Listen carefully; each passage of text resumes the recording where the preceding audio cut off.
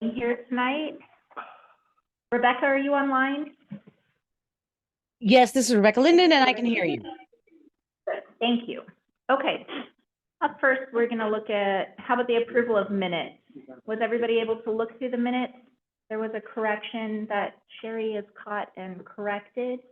Was there anything else that anybody noticed? Seeing none, did anybody make a motion to approve the minutes? So moved. Thank you, Lloyd. A second. Thank you, Jen. It's been moved and seconded. Is there any discussion? Any public comment? Seeing none, all in favor say aye. Aye. Rebecca, how do you vote? Aye. You, any opposed? Motion carries. Up next, board chair update. We have a lot going on. Today we had the ag visit, which was amazing. They are always just up to all kinds of great stuff out there. Today they took us around and sat down. We kind of changed it up a little bit, which was nice. They pulled in and showed us how they're applying personalized learning and just, gave us the tour of the usual, which is just always fun to see what's new and what they're doing. It's just such a great program. I'm sure everybody received the email that we are losing Denise. That position went live today, so we'll be looking at a tight timeline trying to fill that position. Our superintendent search is up and moving. Surveys are out. They'll be due next week, Friday on the 20th. I spoke with Deborah Silk. She'll be in town working with us next meeting on the 24th. And they are working right now on updating our timeline from some of the things that we were talking about in the last meeting with her and moving some of those dates around. And that's about it. We all saw the results of the levy, which are absolutely disheartening. We'll talk more about that later and canvass those results. I've got in this envelope, I'll send it around with a pen, but we need everybody to sign. Rebecca, when you get a chance, if you could swing into the office and sign these documents also for Denise. High school trustees will sign just high school, elementary will sign both. So I'll send those around, and then whoever's at the end, Jack, you could give those to Denise when we're done. Okay. Up next, we've got student reports. KMS, Slate. Welcome, buddy.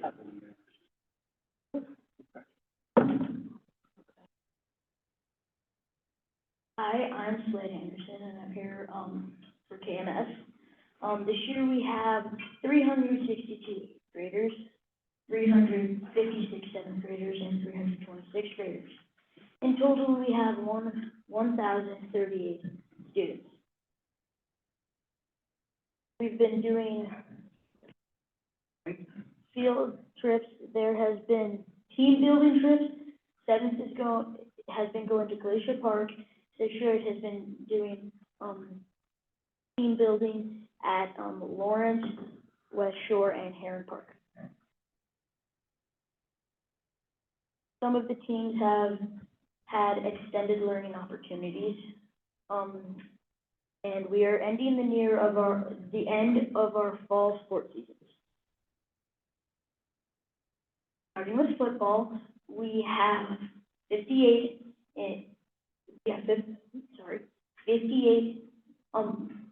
football players in seventh, and 42 in eighth. In total, we have exactly 100 football players. And for volleyball players, we have 60 seventh grade volleyball players and 70 seventh grade volleyball players. We have a total of 130 volleyball players.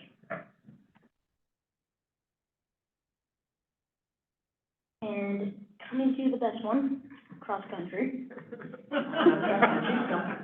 biased.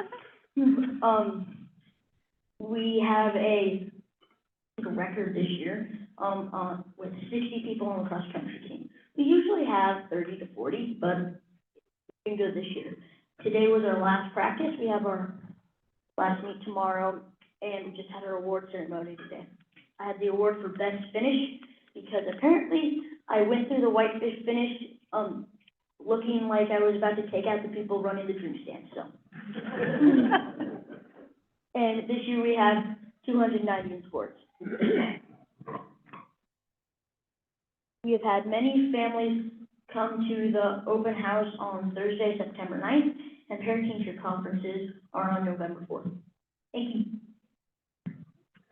Thank you, Slade. Does anybody have any questions for Slade? Thank you, Bud. Thanks for coming.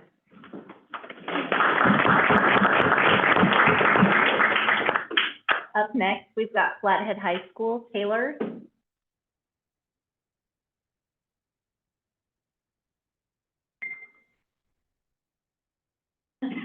Hello, I am Taylor Bouton. I am the current student body secretary at Flathead High School. I'm going to attempt to sum up what has been probably the most chaotic time at Flathead High School. So to start things off, we kicked off the year with a bang with our homecoming, and that was very big for us.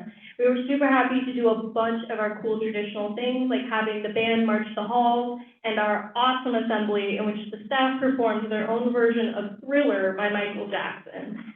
Overall, just a really, really fun time. And we ended the week with the dance, in which we had just under 1,000 students attend, mostly from Flathead, but a couple from Glacier and the other surrounding schools. Then we also had our lovely parade during the week, in which we saw over 29 student groups lead us down that main street, and that was really exciting. And finally, as if the week couldn't get any more crazy, we also had a bunch of dress-up days that we were lucky enough to choose, and we had a lot of really awesome yearbook photos that are going to be gathered from those days. But beyond homecoming, there's been a lot of other things happening. Namely, our fine arts program has had a lot of activities. The one that I was just in, and the one I'm so thankful to be a part of, is marching band. We just got done with our MSU Showcase of the Bands event, in which a bunch of different marching bands from across the state get together and show off what they have been working on for the entirety of the fall and the football season.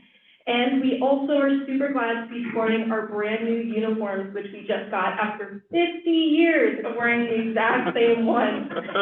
So it is a big upgrade for us. We also had a lot of other exciting things happen within the fine arts community, though. The choir group just finished their awesome retreat, in which they get to basically know each other a little bit better and build that community that we're so known for at Flathead. And then after this retreat, just tonight, they're actually holding a concert if anyone wants to go and pop by and have a listen.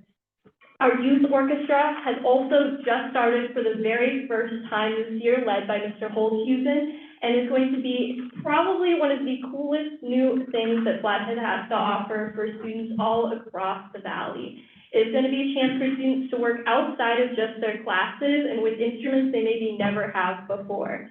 And finally, our art classes got a lot of really cool field trips.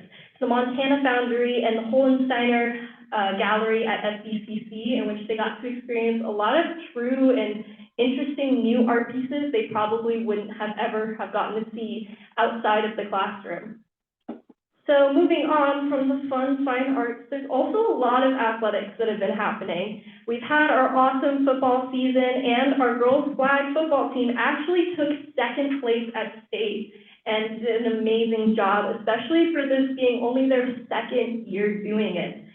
Next, we also are hosting the state cross-country tournament October 21st at Rebecca Farms, and we are so excited to see all of our runners go off for that. And finally, our golf season just concluded after having a lot of different tournaments in a row, and it was a pretty exciting season for them as well. Moving on more into some of the classes we have to offer, we saw a lot of really cool things happening within our STEM and CTE, or Career and Tech Ed classes. Namely, our STEM classes, such as Biomed, just had their white coat ceremony just last night, which is a pretty big deal for a lot of those students who are aiming to possibly go into medical fields one day. They also had a science field trip to Glacier National Park, which is another cool experience for these students. And finally, our new Brave Adventure block, which is enabling students to have a more personalized education, finally started to go and explore some of those things, including mountain biking, hiking, and even fly fishing, which is going to give a lot of students an opportunity to start to enjoy school and find things that they actually like to do that surrounds the career they maybe want to do one day. And our career tech education program has had a lot of really cool things too. Our Woods program actually just took 3rd place in the For the Good of Others national project. And Wood Miser is our sawmill where we mill all of our lumber. And Mr. Servo's woodshop students actually do this with trees donated from the city of Kalispell. So it's a pretty interesting program that allows these students to explore stuff beyond just the classroom and utilize some hands-on woodwork. Beyond this, we also had Construction Educator Day, in which the students actually made an appreciation poster from Mr. Anderson at the Construction Center. And he's actually the person in charge of our student-built house program, which is another example of how students are able to branch out beyond just our core classes. Overall, we've just been very busy, and getting students into the rhythm of school again has been really important for us, and letting them actually start to enjoy their activities and things that they like to do in the classroom. Thank you. Thank you, Taylor. Does anybody have any questions? That was a lot of great things going on. No? Thank you. Thanks for coming. Up next, Glacier High School flag football team or flag football player. Flag football player. Okay. The rest of the team couldn't come. Okay. Hi, I'm Allie Bowles. And yeah, I'm a flag football player at our school. Mine is not going to be as professional as that. My coach sent me what I need to say. So, all right, so our flag football team, we did very good this year. We took another back-to-back state championship, and it was just a great time. We saw a humongous growth in the girls on the team. We started with around 38 girls last year and got up to 59 girls this year for both our varsity and JV teams. Our varsity team finished with about 40 girls on the team, and every single one of us got to play for as much time as the coaches could allow us to. So we had a great end of the season and also a great beginning to the season. So it was a fun time. So for the other athletics, our boys golf team just won state as well. And then our girls golf team finished 5th place. One of Glacier's own golf players got 7th, Chloe Tanner. And then our volleyball is currently number 1 for the conference. And they're just leading their way down the west and hopefully going to win their state title. Our boys team is ranked boys football team, sorry. Our boys football team is ranked 3rd in the state right now, and they're having a great season as well. And then our boys soccer and girls soccer team are also doing very good this year. So, all right, so Glacier is enjoying a lot of success within their athletics, and our academics this year have been going wonderfully for, I think, the majority of the students at our school. We started a few new courses at our school, one of those being the outdoor block, which I am involved in. We get to go on all sorts of these, like, excursions is what we call them, but it's just field trips. But we've been fly fishing 3 times now in various locations. We just do, we learn about science there. We've been hiking a few times, and it's just been a great time. And then for our fine arts program, our choir has a concert Monday night, and then I believe our band and orchestra concerts follow shortly after that, so we're just having a great time. And our other art classes, we started a ceramic block where kids get to go for two periods a day and just go get to make art and clay. So, yeah, thank you. That's great. Thank you for the update. Anybody have a question? I do. So how do you guys celebrate state championships? You guys have 2 you get to celebrate. You guys have a school-wide assembly or a banner hanging ceremony or all of the above? Yeah.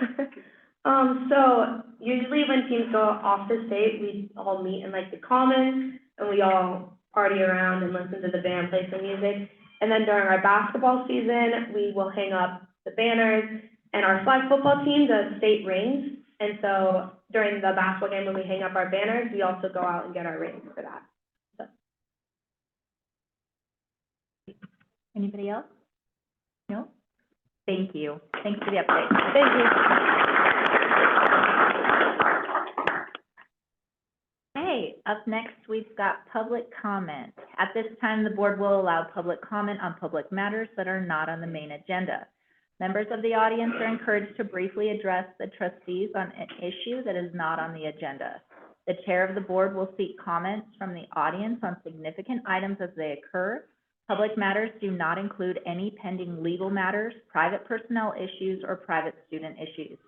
Please do not attempt to address such issues at this time or you'll be ruled out of order. Please note that individuals will be given 3 minutes for public comment. Do I have any public comment tonight? Jared? Oh.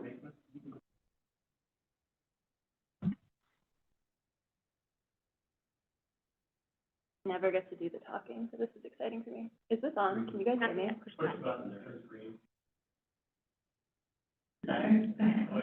Hi, I'm Denali Dagner. I talked to most of you, I think, but maybe not everyone. I'm the education reporter at the Flathead Beacon.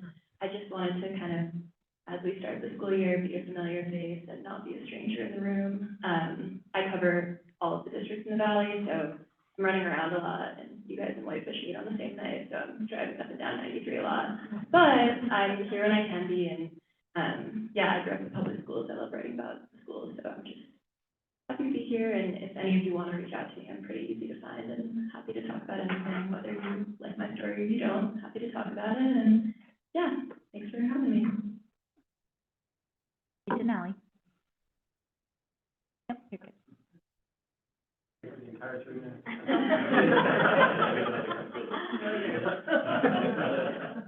Anybody else? Jared? I have a little handout that I'd like to hand out. Can I do that first? Mhm. Everybody can follow along. I emailed this to Jason and was hoping to put it on the screen, but he thought it might be easier just to print it out, which is great. Only problem is I got some numbers in it, and it's hard to follow numbers when you're kind of talking through them. Then I tried to get it in 3 minutes too, but could I preface it that if I go a minute late, can I get an extra minute? Or is that a strict rule? That's a pretty strict rule. All right, I'll do my best then. So, today what I'd like to do is, talk a little bit about workforce housing. The first thing I want to mention is just who's doing it, which if you look at this sheet, there's a lot of people. A lot of small towns are doing it. They've been doing it for years, to make it affordable for new teachers to move into their districts. Missoula and Whitefish is going after it right now. Why are they doing it? It's because, new teachers are having a real trouble, along with most middle-class working Americans, making it on a starting salary. There's 2 teachers I talked to, one's paying $1,100 a month for a single bedroom, and the other's paying $1,500 a month for a 2-bedroom. He's a single parent in our district. They're both, SD5 employees. The kind of investment that I think we could start with is just a couple $100,000, which sounds like a lot of money, but, I've seen things in the district that, get done, with a smaller or even a much larger amount. The housing that teachers can currently afford, I want to just kind of say some of these numbers. I looked at the salary schedule, and right now that's kind of broken because I think they're starting new teachers at step 2, not at 0.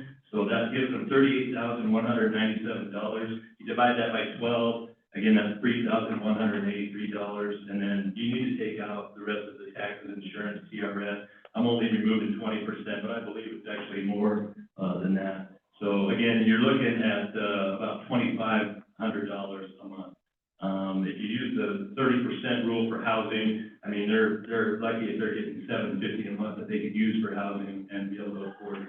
And as you all know, the rates are a little higher than that. If we could get them through those first 5 years or so, and they could invest in these really expensive graduate credits that they need to advance on the salary schedule for lanes, I mean, they could be making $50,000 in 5 years. At that point, they'd have like $1,000 a month of income that they could use to actually, afford housing. So getting over that hump is why we really need to look into this as a district.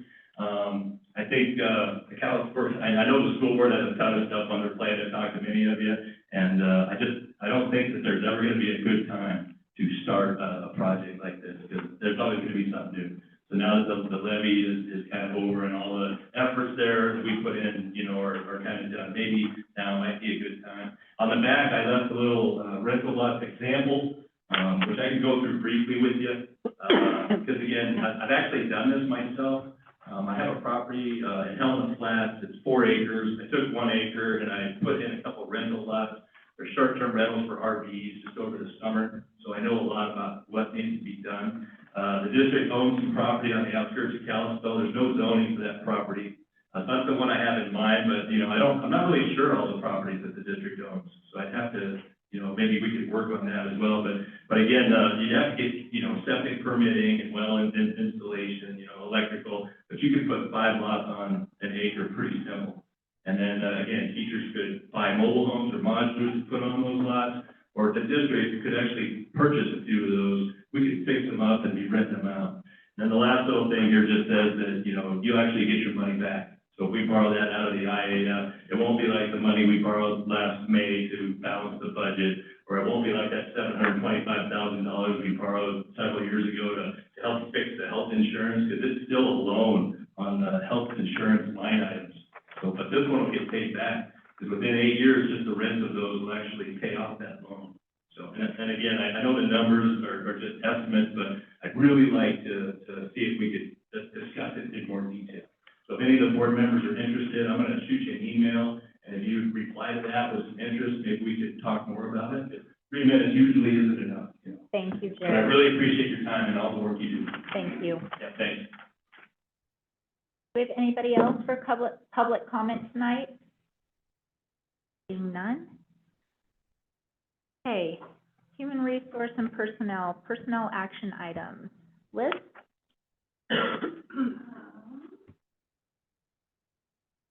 Our standard monthly report, if you have any questions on the first page, or the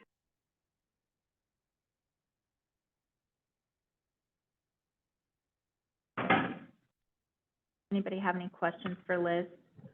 I know Krista had a question about, one of the basketball coaches, the head girls basketball coach resigning. yeah, Was so he that's on on this there list? as a resignation now. Okay. I was just asking for her. She wasn't able to be here tonight. There he is. Jen? And I spoke briefly about this, on some of these positions, to the extent there's any, like, food service or custodial or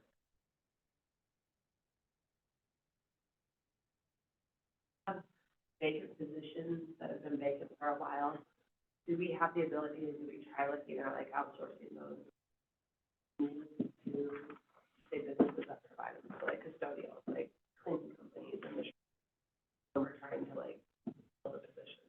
I think it's probably pretty, you have a tough job trying to fill all these positions, especially in this financial climate, and what we can offer and what the cost of. I'm just wondering, if we're gonna take it for a long time, should we look at?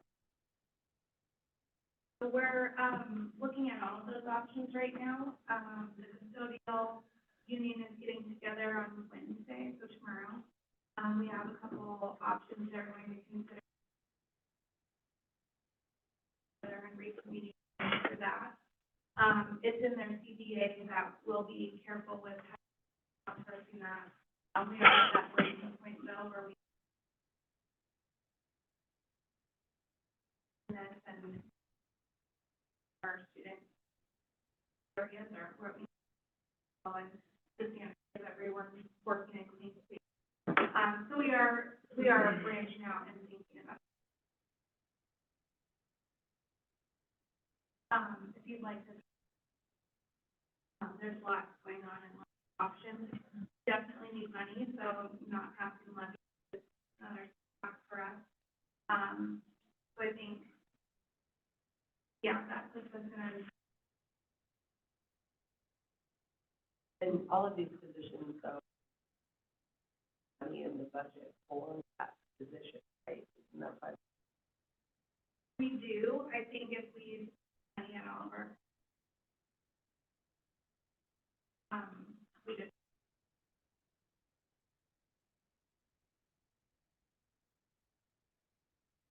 If you go to the second page, you can see our big gap. And some places that are really hitting our district hard.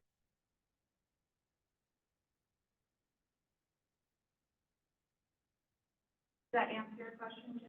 Yeah, no, I'm just, we can't fill certain positions in the future. Doing the same thing over and over again and expecting different results, right? I'd love to invite you to that if you want to be on. First, if we're going to meet. It sounds like you signed yourself up for that. No, I'm just curious about what other options you look at, or what other creative things, and I didn't realize we have restrictions on the outsourcing and whatnot, but I mean, there is a the services. Yeah, our CBAs, are tending to protect full-time positions, so when we went to the job fair, that's what I was at the last meeting, we were at the job fair, and a lot of people came there, and almost all of them were looking for part-time work, so our CBAs protect the full-time. So we are looking into hopefully breaking up some full-time positions into part-time work to attract some of what that will look like for people out looking for work right now. That does put a bit more of a financial burden. Offers essentially two people then benefit opportunities that wouldn't be for a full-time position, but it is time to get creative and start looking at other ways to fill some of these roles.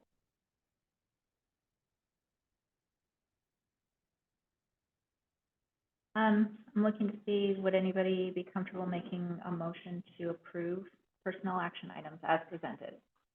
I move that we approve the action items as presented. Thank you, Sue. Do I have a second? Thank you, Jen. It's been moved and seconded. Is there any further discussion? None. Any public comments? None. All in favor say aye. Aye. Rebecca, how do you vote? Aye. Thank you. Any opposed? Motion passes. Up next, KEA Insurance list. This is a memorandum of agreement we have with the KE.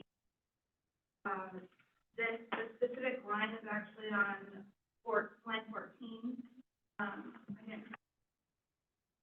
So, it's actually where we changed, you did an MOA last year, and it put in there that the premium contribution would be, I believe, $7.59.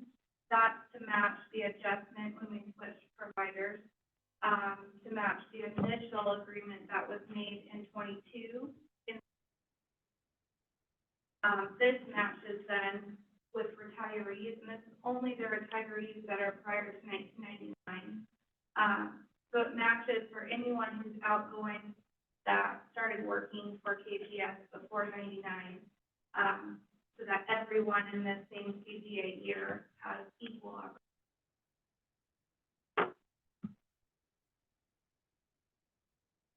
But this agreement, we won't have to do again. We'll have language in there when we negotiate the 24. We hopefully won't have to do another. This just lines up everyone.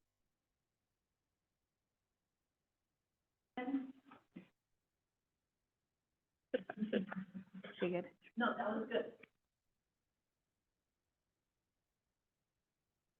Anybody willing to make a motion to approve the MOA? Thank you, Ursula. Do I have a second?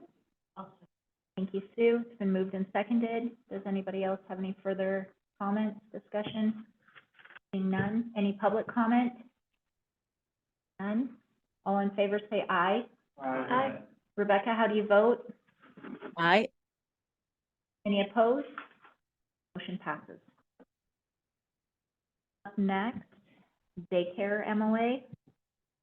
Sorry, MOU. MOA? MOA. MOU, sorry. Written as both, MOA and MOU. Usually a memorandum of.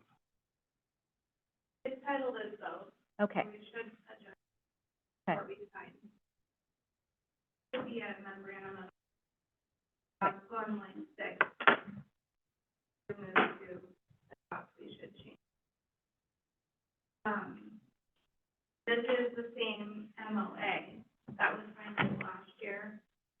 a continuation of what we currently have for our on-site daycares.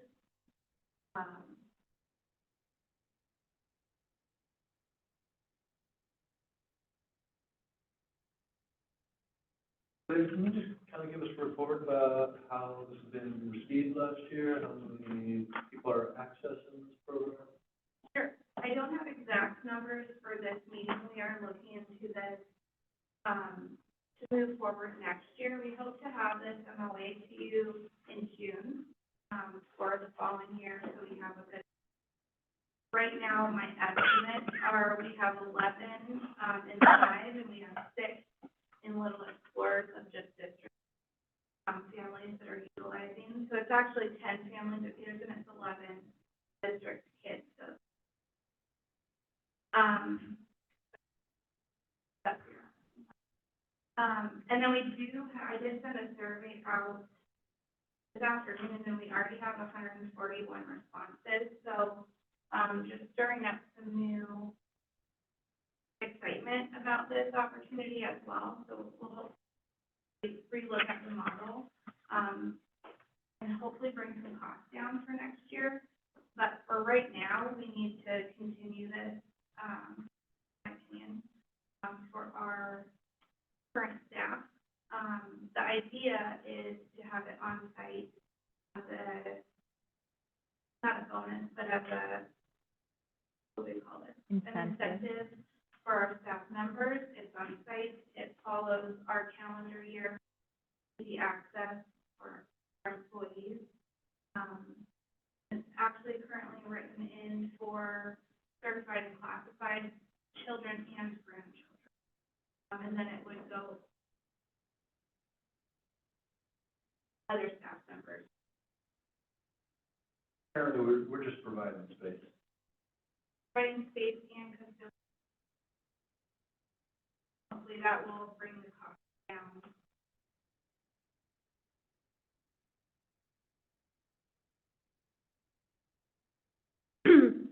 You were saying costs could come down if more families were involved. Is there a sweet spot, like of how many students they could have in the daycare program before they have to have more employees?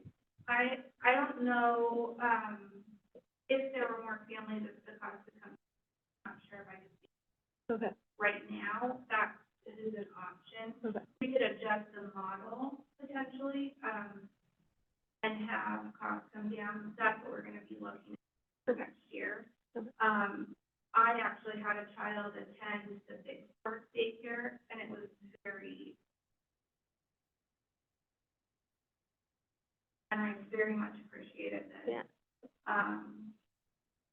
So, for example, with this model following the school calendar, you take summer breaks, you take out all those extra days, you prorate it. It should benefit. Yeah. And so you don't know for sure, but it, like, is it the size it is because that's how many could be accommodated this first year, or because that's how much interest there was? Interest model, The whole that, thing? Okay. yeah, so we provided the space, and then it was put out to the parents, and Matt, feel free to jump in. I took on the daycare maybe 3 weeks ago. Okay. So if any of this is semi-accurate or inaccurate, She just forgot to say gladly took on the daycare. I'm Happily. thoroughly enjoying this, but, yeah, take over. So what drives the numbers is the age of the kids. The younger the student, there's a ratio of how many providers for those age groups. And so, it's usually first come, first served with signing up, and then it's tricky to get the numbers to balance, because you might have a spot for an infant, or you might have a spot for a toddler, but then somebody shows up with the opposite of what you have space for.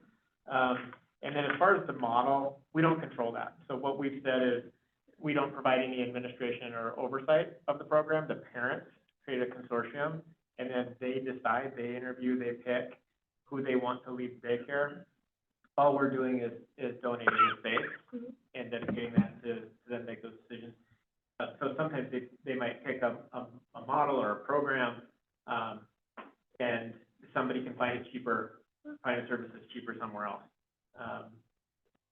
They have a lot of turnover in that business, because people, one, it's hard to make a living doing that, And then two, some of the people that get into it are doing it because their kids fit that age demographic. And so it's advantageous for them to do it, their personal kids, as well as provide that service for other people, and then their kids start school, and they don't have that incentive anymore. So, there's a lot of moving parts. I'm glad that Liz is dealing with it. I was glad to see that survey go out. She did a nice job with, capturing all of that so we can get some fresh data, look at, what are our needs of our staff. A lot of these conversations are coming together tonight. It's hard for people to take our, some of our open positions because it's hard to live in the Flathead Valley and make that wage. If you have kids, it's hard to move here. If you have kids, it's hard to start on the salary schedule at the bottom. If you have kids, you're trying to buy a home and pay for rent, so it's hard to pay for daycare. And so we're looking at all of this in a comprehensive way of how can we support our, teachers that are starting out on the bottom of the salary schedule. Lynn? We also started a little late. Remember, we wanted to get it up and running and ready for enrollment in August, and we ended up, after school started, probably mid, that we actually got, students in. That might, be part of the lower enrollment. I think more enrollment because we're all more enrolled, established, and we are actually starting at the beginning of the, be able to enroll immediately rather than waiting. So process when we're at interviews and just talking through what we needed, get it all together until mid-September. You're right, like last. I think we should see more because we are will actually be open at the beginning of school rather than teachers fighting. Or do I want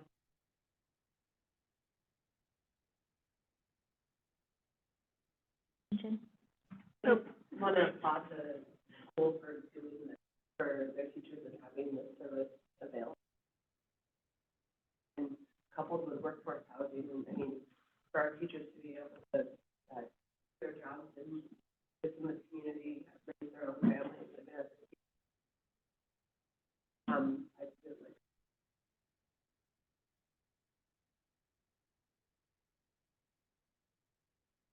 And I am directing that tablet. I've not had no say in this whatsoever. You forgot happily. Happily. Lloyd, you have a question?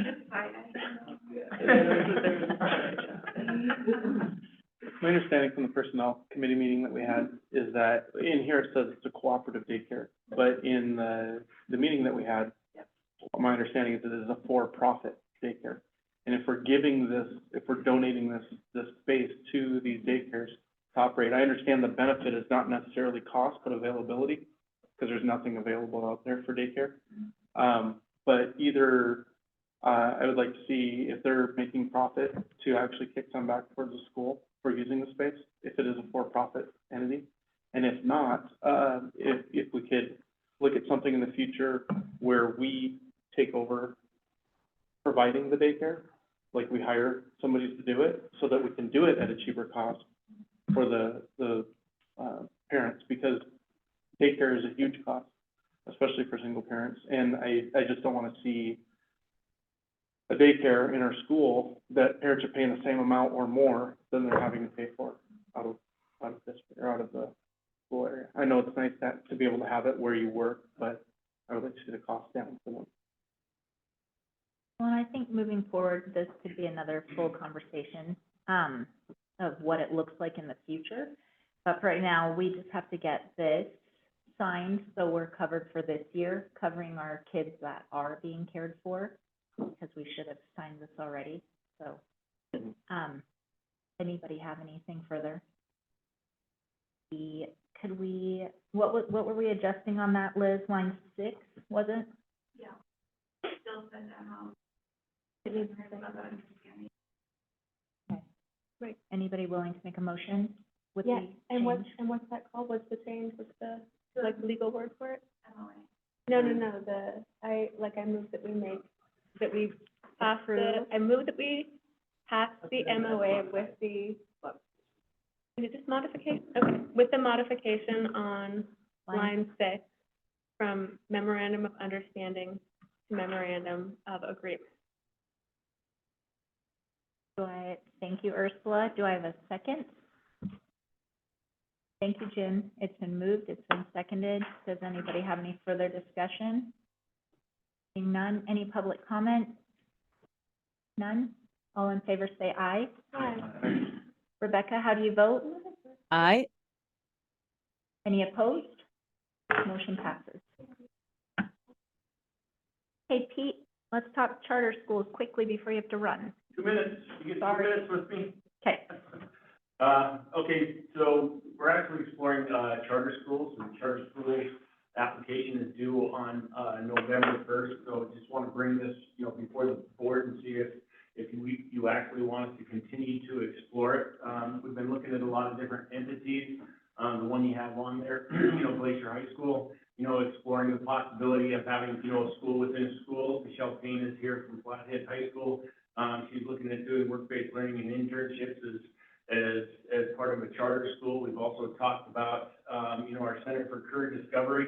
Been talking with the college and other superintendents, is that, a possibility? We've talked about the LEC, and even the Ag Center has been brought up. So we're exploring this. I'm actually headed to, Bozeman on Thursday afternoon. I'm gonna look at, the Bozeman charter and get a lot of, questions answered. I've got some calls in basically to the state. But, the first step in this is filling out an application, bringing it before the board. So we're gonna try to get a lot of questions answered within the next 2 weeks. And, if you want us to be able to move forward with this, then we bring a lot more information back. Like I put in there, the plan is to have a full application to the board for consideration at the October 24th meeting, but we don't want to do all that work if that's something we don't want to explore. But however, just how I look at it is, I think that we want to be the innovators. We want to be the ones that are leading this. If this is truly coming to fruition, which it is, then, we want to be the ones, leading what it looks like within our schools. Matt and I met with Lou Jones the other day, so Senator out of Conrad. He said, if you think, it hurts being slow to change, imagine what it feels like to be irrelevant. And we know that there's a lot of other entities out there that can create these charter schools, and we want to be able to provide as many opportunities for our students. And that, the legislature has given us that authority through transformational learning. The board has signed on through flexible systems of learning, and we believe we have a lot of great ideas out there. So, that's my spiel, and Matt and Randy would be happy to answer any of your questions. Time's up, so moved. I have questions, I know sounds like. Oh, it died for Ursula? lack of a second. Matt and Randy can answer Yeah, that. they can. Yep, thank you, Pete. Are you announcing? He's announcing tonight up at volleyball. Anybody have any questions? Ursula? So, I don't think that I have ever really seen a charter school, like being from Kalispell, it's not something I'm familiar with. Without all of this, like just conversationally, like what kind of would this look like? Like what's the point? What's the difference? The simplest answer would be Linderman could be a charter school and not have the same requirements for librarians and everybody else that would exist in a regular school, if I'm not mistaken. So Linderman would be a perfect thing to turn into a charter school. What they're doing is the school within a school is doing the same thing as Linderman within the public school system, but it's a little novel because it's gonna be all in the same building. Well, and So here's, it comes down to a different teaching model within that group. well, and one thing that Pete pointed out to me today, because I was thinking the same thing. I mean, to me, Linderman's already basically the model. But what he was saying, if you read through this application and all the components with it, one of the key things that would make us think twice about Linderman is the fact that when they're full, it goes to a lottery system. So Pete used the example today of, you know, what if we have that senior that needs that one credit for recovery, but we're full? So we have to follow the lottery system. That student is out. We can't fit that student in. So that would kind of be a hang up of why we wouldn't want Linderman to use it. Are we gonna hear more about this, Matt, of what this looks like for Glacier? I know that he mentioned, Michelle, you guys were thinking something for Flathead. Do you wanna share what that might look like? Yeah, we are looking at, career path focus so, you know, we've seen a lot of internships blossom under my plate, right, and work-based. And then, so we feel like the next step for us would be find that and try that for more students. Our idea is, so it's part of that career path idea, and then part core classes delivered flexibly, right? And that's where the charter piece is critical. Just last year, we had 5 students who finished 2 years of math and earned 2 credits in 1 year. You know, so we're starting that flexibility in length of time. You know, we had that summer school to extend the time. You know, so it's a direction we want to go more into, and having a charter school designation would allow us to do that. But these are ideas we wanted to do anyway, but, you know, looking at the levy failures last week, we're kind of like, hey, all right, you know, how else can we increase funding for our schools? So, we see our idea for a charter as, fitting a specific niche of students, right? I feel like we do advanced students through IB and concurrent enrollment and Project Lead the Way. We serve those kids really well. Our at-risk students who end up at Linderman, we serve those kids very well. There is a population in the middle, however, that I feel like we could do better. And we could provide some specific career-focused coursework and some flexibility in core classes to serve that kid better. So that's what our idea is. We're pretty excited about it, yeah. Okay, good. Are you planning on, applying for this round also for November? Well, if the board supports it, and if what Pete learns on Thursday from Bozeman all aligns, we're in, you know, and I will do whatever it takes to get something back to you by October 24th. Lloyd? Don't mind me sharing, when we lived in Minnesota for a short period, and my children attended Spectrum Charter School, and honestly, by far, it was the best school they've ever attended. The thing that I liked most about it was they still had all the same opportunities. They had sports teams, they had all the stuff that public school has, but they had a really strong advanced classwork section where most of the teachers in high school were also college professors, and they were accredited, so the kids could actually graduate high school with their degree without ever leaving campus, without having to go to like FBCC or go somewhere else or do any online study. It was all right there for them, and they could graduate with their high school diploma and their associate's degree. So I thought that was super nice, and it was it's just a different model, but it's a business. It's not, you know, public education, but they did get money for it through having those students, and it was an application process, and we still had to, you can either pay some or do volunteer time at the school. That's just what we experienced. Okay. Sue? I'm just hoping either Denise or Randy could explain the financial advantage to a charter school. Yeah, just to reiterate, charter schools are basically 3 separate ways that we've already talked about that you could do them. To start out with, you can have a separate building. Like, for example, if Linderman became a charter school, it'd be held in a separate building. You can have a school within a school, which is the options that both Flathead and Glacier are exploring, or you can have an online academy. And actually, Missoula is looking at this because from the COVID days, they've carried over, they still have an online academy. And so they're actually looking at expanding that, into the Bitterroot, Missoula County, and, possibly at some point statewide.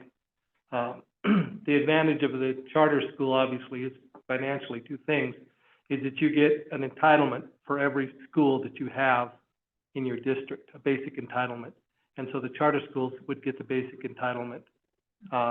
Also, the other advantage is you keep students. So you keep the A and B that you might lose, say, for example, if a private charter school came about, you would be able to compete against them with your public charter school, and you wouldn't lose that A and B to those charter schools or private schools because you have more options, different ways of things to work for these students. Matt, do you have anything else?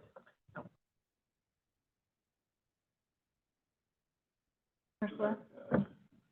So it's kind of a weird question, but just to have a really clear idea of the concept, what are the arguments that are made against charter schools? Like, why would somebody not be pro-charter school? I actually haven't heard anybody that has been anti, public charter school. Okay. And I think that there's still the governance of this board over a public charter school. When you start talking about private charter schools, we're talking about state taxpayer funds going to a non-governed, entity. And that's where I've heard pretty strong arguments. For-profit, private. And for-profit, right, Okay. corporations. And this is just like our school district would have more schools. Is this Yeah, essentially what we're looking at?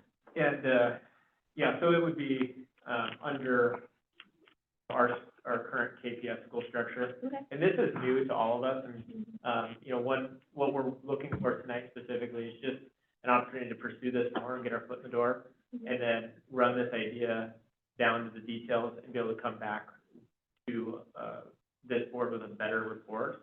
There's some big things that we know, you know, associated with, funding, kind of the structure, some flexibilities. But I think you've heard from Michelle and Peter both saying that a lot of these ideas we're down the road and pursuing anyway, just through our talk, through personalized competency-based education. I think, you know, at every level, it could help us communicate and organize different groups of students, and that would be, good for families, it'd be good for kids, open up new pathways. But we want to do our work and research and come up with thoughtful plans. Rebecca, did you have a question? I did. On into the, you know, I know that right now the timing is tight because we need to have a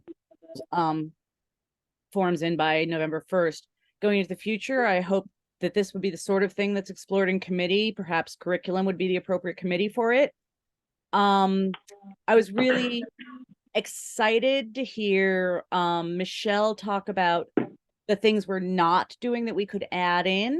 I'm a little more hesitant about the ideas, unless there's a clear gain to the system of why things like Linderman and the Ag Center that are working so well, we would want to switch to a charter. So if we're looking at programs we already have in place that are working, that to me is a different conversation than opening up a charter school for places that we're not excelling yet or want to explore further. You know, the original idea of a charter school was a flexible place where you could try something out and see if it works. And I think, you know, things like the changing of schedule that was mentioned really fit into that concept of what a charter school is for.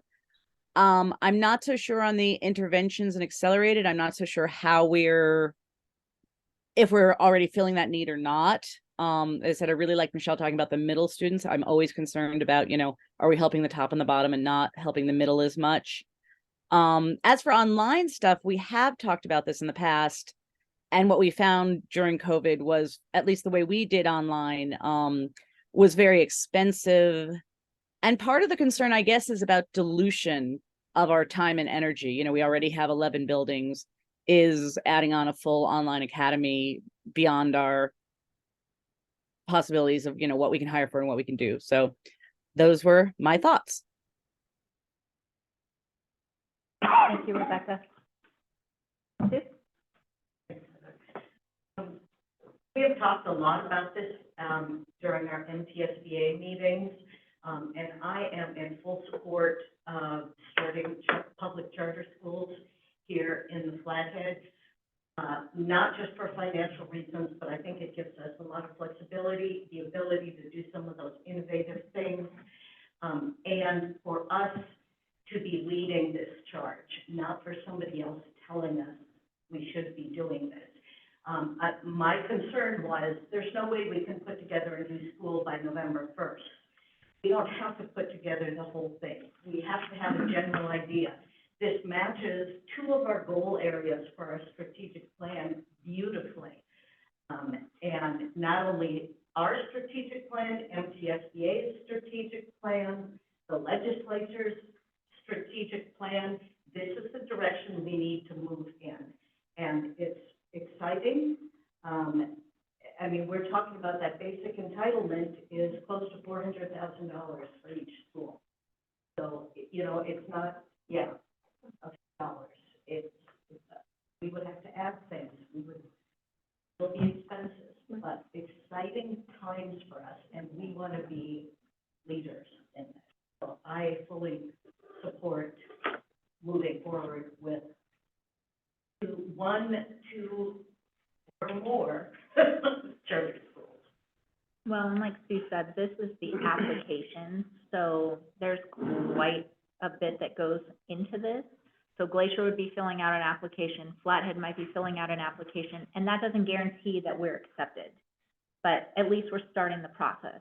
And so that's where we're at tonight of where's everybody sitting with this? What are your thoughts of saying, yes, let's pursue this? And if we say yes, then on the meeting at the 24th, we'll have applications to review. Lloyd? What is the cost associated with us pursuing this? Is this done on school district time? Because it's, like, I don't understand the financial difference. Like, is this the school doing for a charter school within a school? Or is this, so we pay for all everything that goes along with it right up front? Because when there's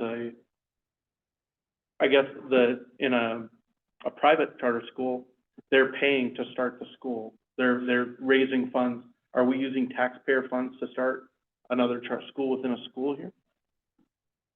I think I understand the question. So yeah, we have salaried administrators that have a certain amount of days defined in their contract. They don't have a certain amount of hours defined in their contract. So they would be using extended hours within the days of their contract to pursue this. So, you know, to make the case that it's costing taxpayers more, I don't think would be accurate. I think you're asking administrators to put in more work for their existing contract. Sorry, the part that I was more curious about, I used man hours in there, but the build out and stuff, you know, Sue was saying that we get 400,000, or Randy was saying, one of you guys, we get 400,000 as a startup cost basically, but are we looking at staying within that, or are we gonna go over, you know, is it gonna cost more than that? Is there an anticipated cost to start this up? I think probably the best example would be Linderman. The school's already there, the staff's already hired. Sure. If that became a charter school, you know, what additional would we need? Gotcha, okay. Okay. And then the other examples are the schools within a school. My understanding is our current staff, once the plan is developed, would adapt to the school within a school and basically do kind of what they're doing now, but also expand on the opportunities for students. So minimal cost and cost would remain within what we get from starting the school. And so the students that join the charter school, we'd collect A and B for those students, just like we do for students in our regular public. And there's also the possibility we'd pick up additional students. Okay. Because, you know, if you offer a different model, it might attract more people. Sure. Or to bring their students to back to the public schools. So the students you're looking at attracting are kids that may be homeschooled now and you use a different model than what their schools are using and possibly bring in, is that what you're more referring to? for like out of I district? think probably that's what I'm referring to, because, again, it's gonna be a different model. Sure. If they don't accept the standard model that schools have used for the last 100 years, they want more advanced opportunities for their students, they want independent study and more critical thinking. You know, those are things that you can offer within a charter school that might attract additional parents to bring their students. Like parents from Big Fork, Whitefish, like You know, that? that's a possibility with the, with what I said briefly about Missoula with their online academy. You know, they're not planning just to have MCPS students attend that online academy. So isn't this what we're, like, isn't the transformational learning and the work and the, competency-based learning, isn't that all pretty much what you're talking about in a charter school? But Correct. what, we're already doing that for our district, so why would we need a charter school to do that? So it doesn't have to come out of the general fund? It adds the funding. Good answer. I mean, you know, we provide so many wonderful things at our schools to our children that are beyond just reading, writing, arithmetic, that are funded by the state at 80% level. And we need to levy our community to get the remainder of it. We do not get that funding. So basically, we're trying to do reading, writing, arithmetic money and provide all these wonderful opportunities. This is an opportunity to get some funds to help us do what we are working so hard to do for our students. I don't know, sorry to be so vocal about it, but I fully support this. I mean, this is a way to expand the pie when we can't get a community to help us expand that. I appreciate that. I just don't see where the money comes from. You know, you say, so we don't have to use our general fund, but if it's you get 400,000 a year, or is it? Oh, okay. So when you said, that makes all the difference, because I thought it was like a one-time startup fee of Yeah. Like 400,000. we do now. I mean, we get. Right. No, but It's 300. That's a big difference. I didn't understand that we get 400,000 a year. I thought it was just a startup fee and that was it. That's a big difference. Okay, I'm good. You good now? Understand. Jack? You've been quiet. Well, I'm fine with it. I know. Yeah. I'm just kidding. Okay, I think everybody's on board. So I say we look forward to seeing the applications on the 24th. Yeah. Okay? Right. Moving on. That's exactly Did you think the same thing? Public comment. like, we're already doing it. Well, it's just a discussion. It took me a second to get there. Can we hear his I got comment? there like. Yeah, Jared, I'd love to hear what you have to say about that. One. I like what I'm hearing, and the pot of money sounds good, but I'm a little concerned just about the one thing, is when I hear about the bill that Montana legislature passed, is that state certification for teachers is not a requirement for public charter schools. I'd be nervous on that one point, and then my other point is, it says in here, a public charter school will receive funding on a per pupil basis, that's equitable with the per pupil spending of the resident school district. But we're looking at getting the kids that, like Michelle was talking about, that are kind of the in-betweeners. I mean, they're already in our A and B pot of money. If we were bringing in other students from homeschool, things like that, I'm not sure how big of a collective that might be, then that might add to it. But it might not just be, we might not get more money if they're already in our district county. Look into those two things. Okay, Liz? I believe the private charter school, There's two charter schools that are floating, so that's public and private. So public school, they do have to be accredited. And that's the big argument going back and forth. Jack? We have to remember that this is all new, and the purpose of the direction is to be able to explore it, to answer all these questions. So do we want administration to spend time on it, to explore it and to come up with a proposal, or do we want to tell administration, don't waste your time on it? That's really what this question is. Right. Yeah. If not, let us know if we need to drop off keys at like 6 o'clock on a Friday. I hope Yes, not. the answer is yes. Yes. Okay. Okay. Good Bring conversation. the red yellow card stuff, we might need it tonight. I got him. Welcome, Scott. Okay, moving on. Let's appoint delegates for the MSL conference coming up. Randy? Yeah, we have MCL, the MTSBA has their at MCL, MTSBA has their business meeting. And so then we have delegates that we can send to that meeting that would have a say in these types of things that MTSBA is doing, giving them direction for their legislative program, what we want them to pursue and what we don't want them to pursue. So I'm recommending that we appoint Lloyd and Heather as our delegates to the 2023 MCL Conference, MTSBA business meeting. So move. Hey, Jack, Do you accept? I was gonna say, does anybody else want this? I'm just kidding. Okay, Well, and a point of clarification with this, I You think. know, let it Leanne- die for lack of a second. Can't discuss it until, once you made a motion. Okay, I'll second your motion, Jack. okay, it's been moved by Jack, it was seconded by Sue. Any Now you can discussion? discuss the motion. We're having Technicalities. Point of clarification. In the past, Ursula and Lance have been the delegates to this assembly, and we had, remote participation. This year, they are doing in-person only.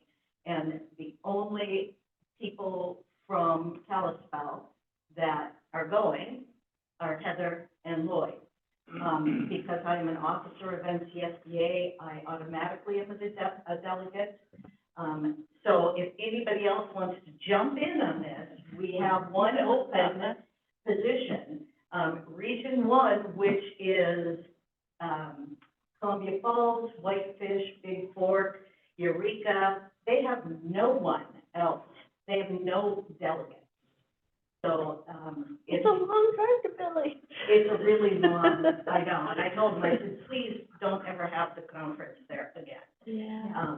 But they have a couple resolutions that you guys will get the information on that are really important. One of them is redoing some of the school funding. One of the resolutions is setting up a committee of all the stakeholders for public education to make some pretty formidable recommendations in how to improve public education. So there are two really important resolutions.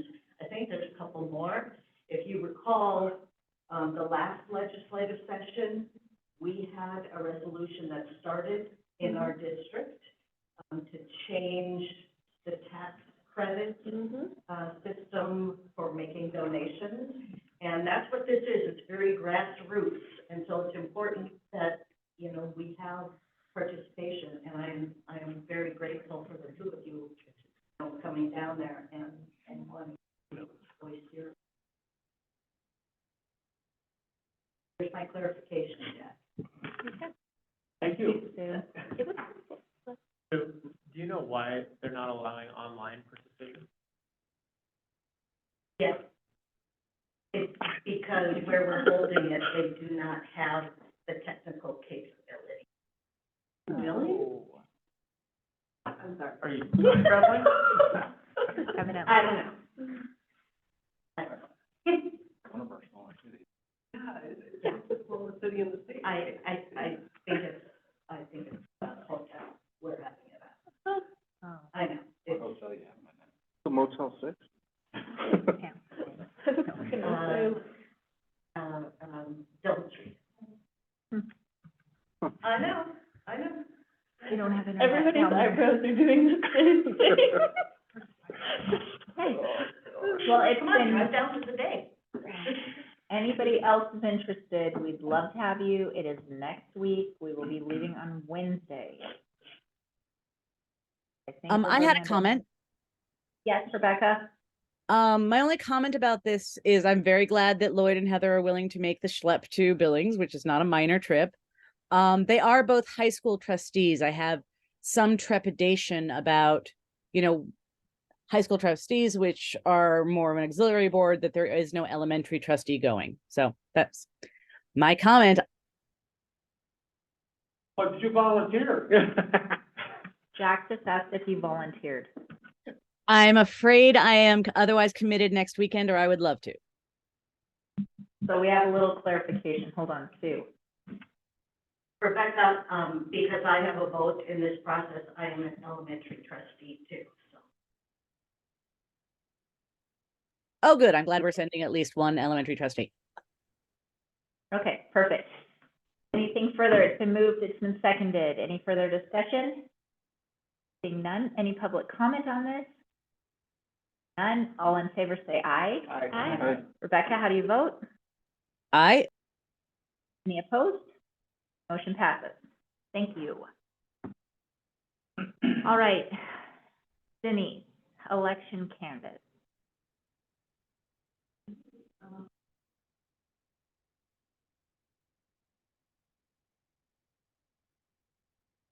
Did you do that? Sent you a spreadsheet, I was wondering if you could. Yep. So, when you have an election, the law requires that the trustees officially canvass the vote. And so, that's done in a number of ways. This is how I tracked everything. We use the county's ballot tabulators, and we're able to get, numbers by high school district. The reason you see two numbers that are adding up to a total is because we used two ballot tabulators and the reports came from, each machine that counted ballots.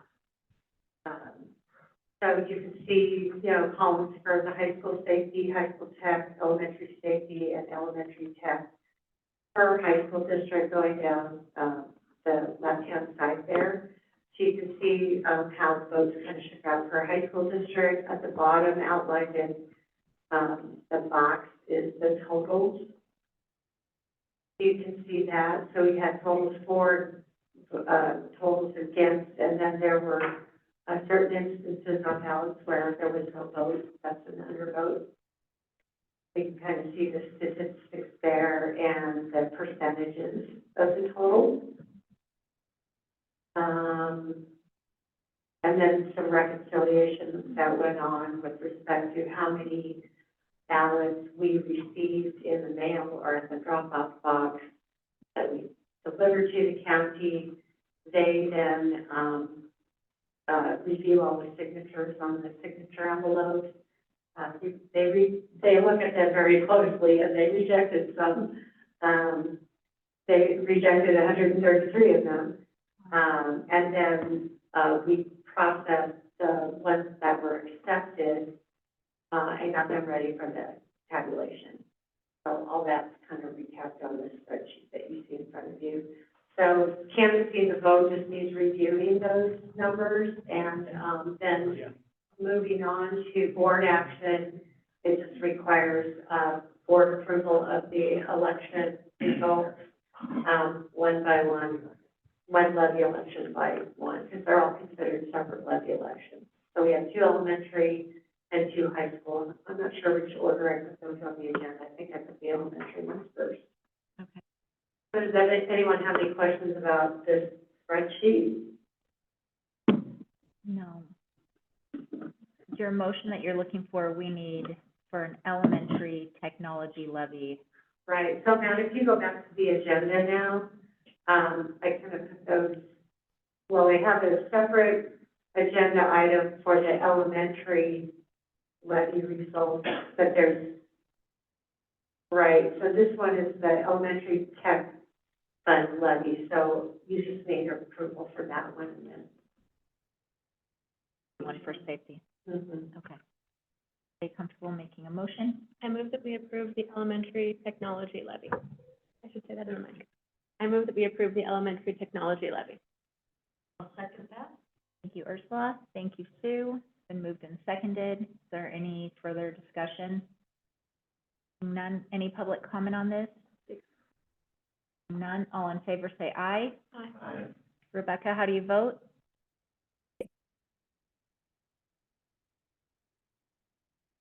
Rebecca? Aye. Thank you. Any opposed? Motion passes. Looking for a motion for, I'll do it better this time. I know that I've moved that we approve the acceptance of the elementary safety levy. thank you, Ursula. Do I have a second? Thank you, Sue. Been moved and seconded. Any further discussion on that? None. Public comment? None. All in favor, elementary only. I forgot to say that last time. Okay. Rebecca, how do you vote? Aye. Opposed? Passes. Moving on to the high school technology levy. Do I have a motion? I move to approve acceptance of the Flathead High School Districts 1, 2, 3, 4, and 5 technology levy and safety levy election results as presented. We need to I have I two need different to things. just It has it as both in here. on that. Is that a? We're considered. Okay, so we can do technology and safety with that? Did you just say It technology? says on here, it says, I read it just as it is, technology and safety. I did combine them, I'm sorry. Oh, is it not supposed to? No, it's fine. I think it's fine. Okay. So just one? Okay, I think you could do both. okay. Thank you, Lloyd. Do I have a second? Second. Thank you, Ursula. It's been moved and seconded. Any discussion? None. Any public comment? None. All in favor say aye. Aye. Rebecca, how do you vote? Aye. Any opposed? Motion passes. Okay, thank you, Denise. Moving on to policy update. Heather, are we gonna have any discussion about the levy at all? Or we, is that In the administrative reports, we'll go over everything. Policy updates, Randy?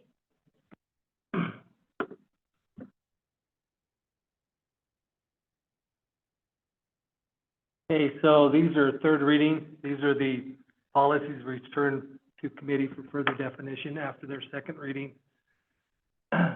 So we have, 2050, 2132, 2170, 2600, 3233, 3235, and 3550.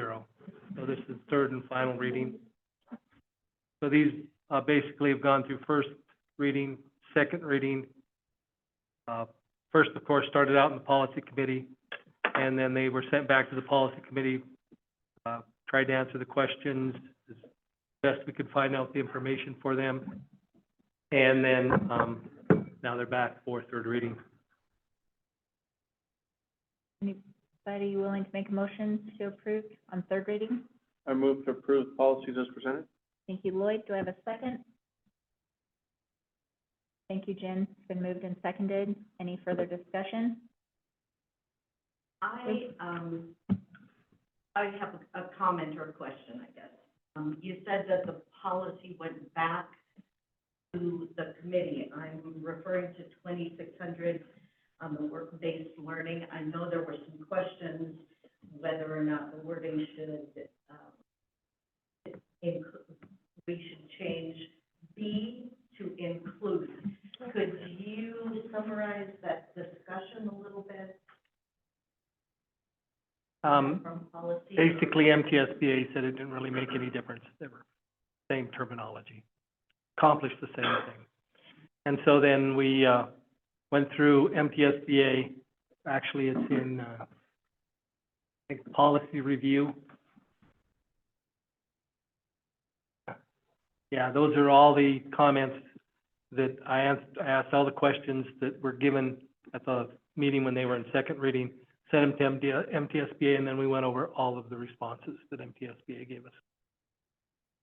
And Sue, when, in that meeting, in that policy committee meeting, we decided to just go with what MTSBA had originally put, since they said there is no difference really, just so that, because in legalese, we figured they were the expert, and that it would be, if there were any problems that arise, they would be able to defend that. Ursula? I was not in that meeting, but I would argue that, well, we all know that they mean the same thing, that in this one particular case, and I don't know, would you mind opening up that, just so we can see the words of it, that in that particular case, I believe it says, what line is it? Does anybody remember? Page 1, line 8, the board recognizes. Should that be, so it says the board recognizes, and so because it specifically says the board recognizes, that's kind of it's a personal declaration of our stance. And so in that case, although be and, or it should be and includes legally mean the same thing, because they legally mean the same thing, that's why I feel like we should choose the one that we think best represents the stance of our board. I mean, if MTSBA said, and this is one word for this, but in the future, if MTSBA or any legal advisor tells us, no, these words have different meanings, you need to have the one because legally it's what it means, then I think we should take that. But I think if the two words mean the same and one of them represents the vision of the district more accurately, then that would be the time for us to make a word change to the policy that we were given. And I for the most part, I want to stick to the policies the way they're given for legal reasons. But if legally they mean the same, then the board's vision matters. And so in that case, I just feel like this is a place where the board's vision is the thing that would make the difference.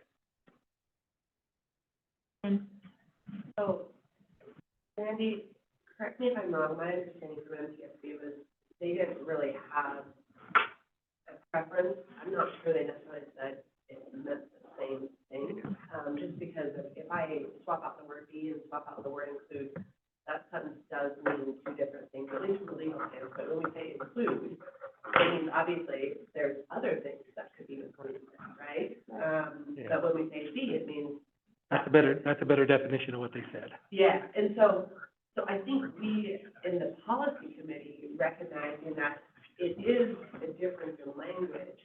And granted, MPSC is fine with it either way, or they didn't really seem to have a preference either way.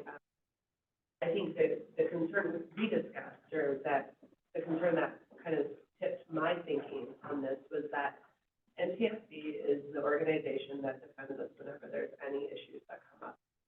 If this issue were to come up, say, over in Geraldine, Montana, and there was a lawsuit about it, and there was a case law developed as a result of the policy, but somehow ours was different than that, then that case law would be different as applied. And so I guess if it's something that we as a board feel really strongly about, then, I mean, I'm okay with deviating from MTSB policy, but if it's something that, you know, we just like words better than what they offer, I'm uninclined to modify MTSB policy language, but if it is something fundamentally that we disagree with and want to do differently, by all means, yes, we as a board should be able to say that in our policy. But it's a matter of preferred language. I'm less inclined to go down that route just because of the ability of MTSBA to defend on multiple different variations of a policy, and then if legal challenges give rise to court rulings that are based on the language of that given policy, but ours is different, then where do we stand? So that's my long-winded way of trying to summarize the discussion, at least my perspective.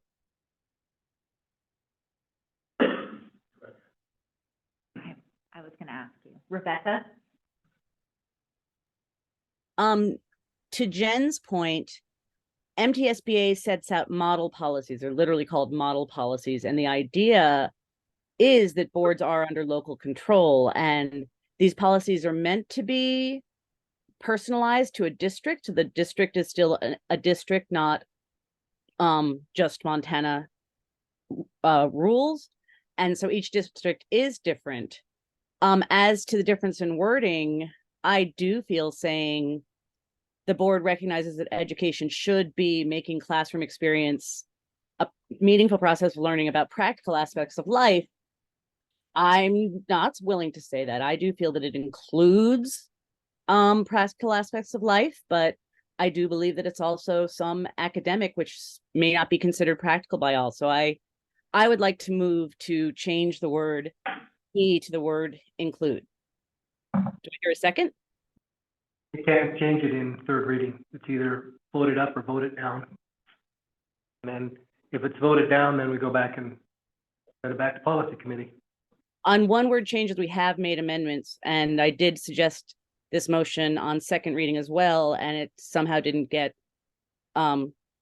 looked to be voted on. So in the past, we certainly have changed single words, especially after multiple discussions, but Well, and I don't think it's an end all of voting down this one particular policy and sending it back, if that's what you want to do. What, was the policy committee fairly unanimous on wanting to keep it the same? Yes. Yes.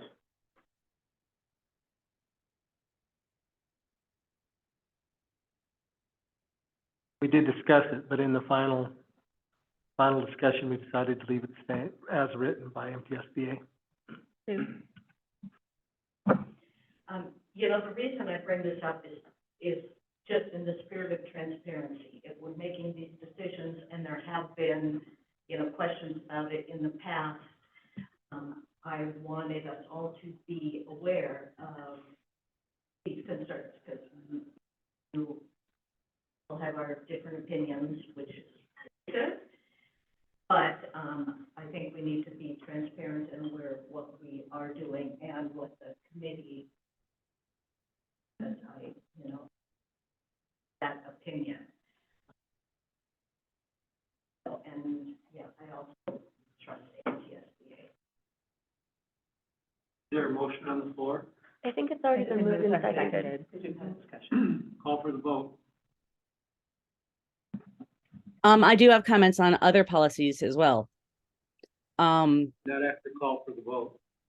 Right, but we did not Well, have, There's no a- discussion after call for a vote.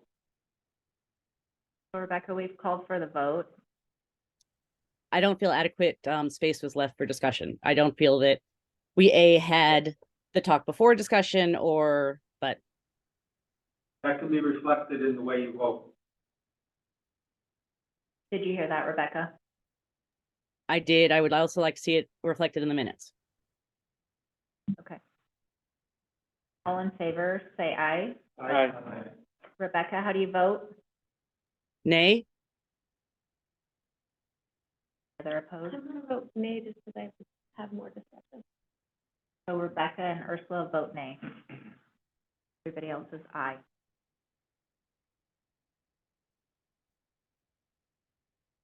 Okay. Moving on to policy updates in the first reading. Sarah, do you want to take this one on? Sure. Sarah?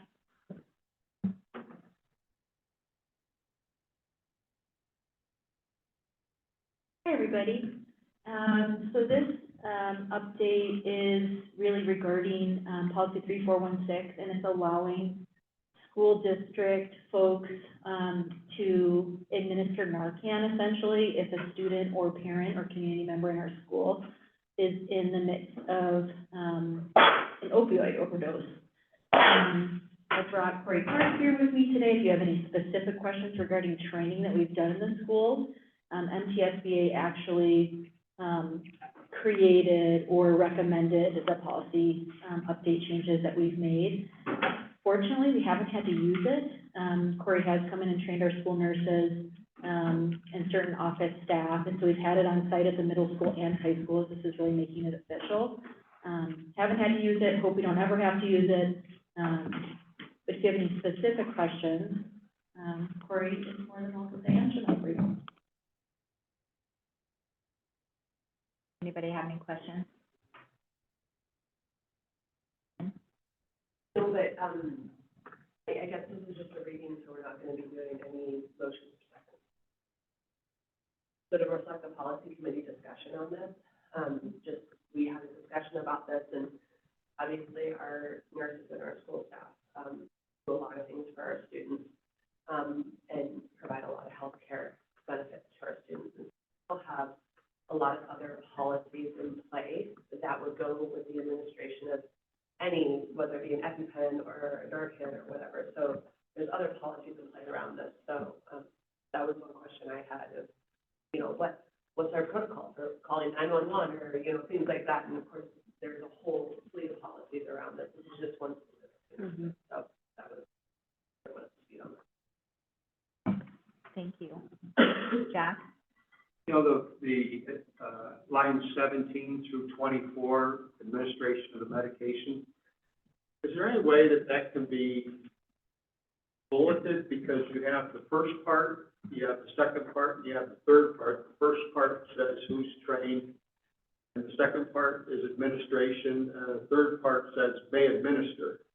And yet, if I'm reading it correctly based on parentheses, that's my understanding. So is there a way to put the middle part, who is the guardian or parent that's authorizing the school to administer it? We put in the bullet points to identify the 1, 2, 3 people that can authorize the school district to administer it, in order to just clarify the paragraph. It's a long, it's one sentence, it's a long paragraph. Agree. I agree. I think we can easily do that, just as though we're not changing the content of what MTSB Yeah, has I'm not recommended. asking to change the content, just to make it easier to understand the paragraph. It does get pretty convoluted, especially between administration and emergency administration of meds. So yeah, I can see that. Corey, did I miss anything that you'd add? Anybody else? Okay, this one was just in first reading, so we'll see it again with the bullet points. Great, thank you, Sarah. Okay, consent agenda, elementary. Anybody willing to make a motion? Thank you, Jen. Do I have a second? Thank you, Sue. It's been moved and seconded. Do we have any discussion? Seeing none. Any public comments? Seeing none. Elementary only. All in favor say aye. Aye. Rebecca, how do you vote? Aye. Any opposed? Motion passes. Consent agenda district-wide. Looking for a motion? Thank you, Jen. Do I have a second? Second. Thank you, Sue. It's been moved and seconded. Do we have any discussion? I have a question. Do we know what for the out-of-state travel form for DECA, for as many students as are gonna go, do we know what the potential cost is to the district for that? It was I no don't- cost I don't- to the I'm looking at it raise now, all their own yeah. money, I think. I think it said no cost to the district, if I Oh, I missed remember. that. I was looking at the actual I think each application form. individual student had to come up, and Okay. they have opportunities to, raise money Gotcha. throughout the year. Okay, thank you. Okay. Any further discussion? None, it's been moved and seconded. Any public comment? None, all in favor say aye. Aye. Rebecca, how do you vote? Aye. Any opposed? Motion passes. Trustee reports. Rebecca, would you like to start? Sure. Again, just to say that I really do feel that policies being made specific to our district is a matter of local control, and I urge my fellow board members to really think through this in the future and how this is our main way of personalizing things to our vision and our district. And it's very important to think carefully through. Thank you, Rebecca. Lloyd? With regard to the Legends Stadium issue, parking issue, and access issue, Krista and I attended 2 weeks ago or 2 Mondays ago, the city council meeting where they were very interested in finding a solution, and every one of them agreed to have a work session based on that. I thought that work session was going to be this past Monday, yesterday. It was not. They talked about the upcoming levy that they're going to put forth for basically for police and fire. And they're going to be running a levy in the spring for approximately $4.6 million. which would have an impact on a $450,000 house of a raise in taxes of $360-some a year. So that's just food for thought going forward for our general fund levy that we would potentially run in the spring. And as far as access to Flathead goes, or to Legend Stadium, we're hoping that they have something soon as far as a work session goes. I hope to reach out to them and ask if it's going to be on the agenda anytime soon. And then if you are able on Mondays when they have their meetings, show up. Just, if for no other reason, you don't have to make public comment, just have them look at you and know that we're waiting for an answer, and it's not disrespectful to be there and just be seen and know that we're there waiting for that. 7 o'clock on every other Monday. Thank you, Lloyd. Ursula? We had a tech committee meeting and, just kind of got a general overview of what we're looking at for the upcoming school year. I would say that one of the biggest takeaways was the one that we get every year, and it's about, keeping our district safe from essentially hackers and the effort that is being put into that. It is an ongoing process, and the whole school, the whole district is working together to, try to come up with solutions to keep our district safe from that. And so it was both terrifying and reassuring. I always tell Jason, it's a lot to hear, but it's good to hear. So that was my big takeaway from that, is that, it is a really ongoing issue. There is no solution for it besides staying just constantly vigilant. And I'm really impressed with all the things that our district in particular is doing to try to stay ahead of the problem. And then I went to the crosstown football game, and it's just really nice to see. I especially love the crosstown games, and at the football games when you have the bands and you have the huge student sections and you have the cheerleaders and you have the dancers, and just all of these different elements coming together is just such a very cool community thing to be a part of. They inducted a new legend into the Legend Wall of Fame, and it just really drove home the importance that particular location holds in so many people's hearts and histories with growing up here in the Flathead Valley. And so I, like all of us, I hope that we can continue to find ways to keep Legends usable and safe for everyone, because it just does have all of that history of community in it. Thank you, Ursula. Jen? Can I add something to what Ursula was talking about? Sure. Thing that really shocked me was they said in 1 week, there were 880,000 attempts, attacks on our system by hackers. And a lot of it is just automated, where they just go around and they just circle around trying to hit every site to find something that they can get into. They compared it to like a burglar going around in a big apartment building and trying every door to see which one's open. And, that number just shocked me. I thought, I had no idea there was that many attempts in just a single week.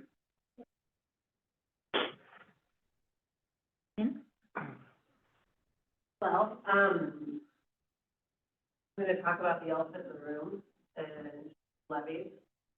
And, rather disheartening, I wholeheartedly agree. Disappointing, so many words I could use to describe it. We were asking for targeted issues of safety and technology. And part of the safety things that we asked for were as a result of a safety audit put forth by this board that identified safety recommendations for us to proceed with. And that's what we were hoping to accomplish for the safety levy, as well as putting in other things in place like good mental health services and other safety services, right? Frankly, we as a board, I don't think we can turn our eye to that safety audit. I think we have to move forward with it. And frankly, I know that's gonna cause issues when we are looking at our budget and our general fund and all of that, but I don't know how we don't move forward with it. And, I think we have an obligation to move forward with it. And it's unfortunate the community is not gonna support us in that effort. And our ability to provide wonderful educational and extracurricular opportunities to our students might be compromised as a result of it, because it's gonna have to come out of our general fund. But honestly, I don't know how we don't move forward, with, things identified by a safety audit. So, I think we need to, really consider, I know we can perhaps take another run at a safety, levy and a tech levy in the spring, and not have it impact us for next year, or not have it, still have a second shot at this. But in light of the other levies that are being run this spring, as Lloyd was talking about, of one that would impact taxpayers, not $70 a year like our levies would have, but, you know, close to $400 a year, I think it's gonna be really hard to pass a levy in the spring. But that said, I don't know how we as a board cannot move forward with the recommendations in that safety audit. I think we need to, have this be an action item on our agenda. And I think we need to, we as a board have fiduciary responsibilities, both financial and to our students and the trust that we protect, which is our public schools and the teachers and our students. And I feel very strongly we have to move forward. On a lighter note, and less focused on the elephant in the room, we had a tremendous visit to the Ag Center this morning, my first visit out there. It was great. It just reaffirmed and really exemplified what this school district does for our students and for all of our students, and the opportunities that we provide that aren't reading, writing, and arithmetic, or how we try to incorporate reading, writing, and arithmetic into life skills and vocational skills and new ways of learning. That Ag Center is exemplary, and I know that Ag Center does, you know, there is a line item in our budget for that Ag Center that we use, but it's something that we are committed to as a board. And it's one of those activities and opportunities that we provide to our students with our reading, writing, and arithmetic money. And so, that was really cool. The other really cool thing tonight is there's crosstown volleyball going on right now in the gym, just a few doors down. So as we are leaving, remember, we all have activity passes, and we can go into that crosstown volleyball and we can, check out the girls doing some pretty awesome stuff. There's some great players on those teams. I could go on more. I do also, one more elephant in the room while we're at it, the 95 mils issue, and what our county commissioners have done with respect to that. I'm really concerned about how that's going to affect, I mean, obviously, we know what our budget is now and with the lack of levies, but now with the 95 mils, and our county's not going to impose the full 95 mils, and we're going to impose, what, 73? I'm concerned about how that's going to affect our school district. And I think we need to perhaps create a task force or a commission or a committee to look at our obligations, our opportunities, potential recourse, whatever we need to look at. Again, we're trustees of a public trust, and I think we need to look at making sure we protect and advocate for our public trust here. Second elephant in the room. And with that, I'll go ahead and pass the floor to my own. And so you can take the third elephant. No report. Sue? I have a couple of things. I just wanted to give a report on the trip that MTSBA took to Washington, D.C. last week. There was only about 6 of us that went this year, so a smaller group. And we accomplished a lot. I will start with some of the things that were continued from last year. If you recall, last year we asked for an extension to spend the ESSER funds. Well, we just heard from the tester's office that they have have what is called late liquidation, which gives us an additional 18 months to spend that money. The deadline right now is September 30th, 2024, but if we have the contract signed, we have 18 months past that due date to spend those money. So that was a biggie for us. We talked about cybersecurity, and again, Tester's office was very interested in getting affordable cybersecurity insurance, because as we all heard, it's ridiculously expensive, and so they're looking to tie it in with the E-rate money and make it affordable. So that was, and that was initiated by Tester, not by us. We just supported that completely. The other big thing we asked for was to consider some money for proactive safety issues, but given directly to local school districts, not filtering it through a state office, but giving it directly, you know, so we can maintain that local control. Because some of us might need threat assessment money, some of us might need money for key card systems. So we asked for that. We talked a little bit about the school nutrition assistance program, and there's some good things happening with that one. The other thing has to do, I'm sorry that Sarah left, but we talked about the federal funding for special education. It has never been fully funded, as promised, and now they're starting to give it away. You know, the money will stay with the child, and they can take federal money, public money, and move it to private systems. We did ask that federal money stay with public agencies, with public schools. It's taxpayer money, it should stay with the public. So all of them were very interested in that. We talked a little bit about teacher recruitment and retention, although there's not a whole lot of involvement with the federal government with that. But if any of you ever get a chance to go to Washington, D.C., go on a Wednesday, because every Wednesday morning they have Montana breakfast. And our congressional delegates, they all show up, and they have coffee and donuts. We were there at the same time the bankers were there, and there were just tourists. I met a couple from Billings that were there, but it's really a nice atmosphere to just talk with them. You know, just a pleasant, casual thing, and put everything on here. We talked about the impact of privatization, you know, from charter schools and giving it to private charter schools. But a very positive thing. The other thing I wanted to mention, MTSBA is working diligently with their other partners on the 95 mil situation. So there's probably going to be some. I mean, I've heard for a few emails that came out. Okay. And Yeah. I haven't seen.